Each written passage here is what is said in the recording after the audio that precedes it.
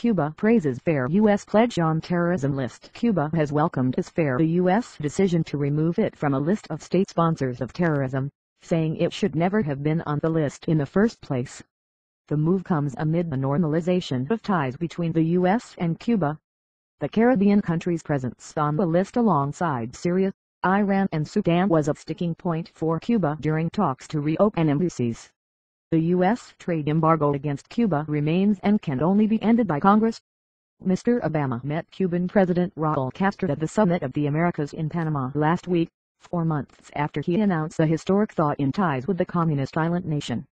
The U.S. President said on Tuesday that the government of Cuba had not provided any support for international terrorism over the past 6 months.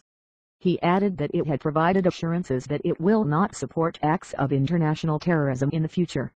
A statement from Josefina Vidal, Cuba's top diplomat responsible for dealing with the U.S., said, "The Cuban government recognized the fair decision made by the President of the United States to eliminate Cuba from a list that it never should have been included on, especially considering our country has been the victim of hundreds of acts of terrorism that have cost 3,478 lives and maimed 2,099 citizens."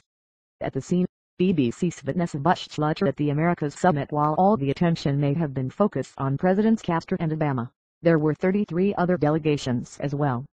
35 human beings working for 900 million citizens of the Americas, is how the summit's host, Panamanian President Juan Carlos Varela, puts it.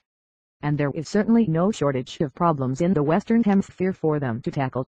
Inequality is rampant in many of the 35 nations, and in his message to the summit, Pope Francis said governments could no longer hope that the poor collect the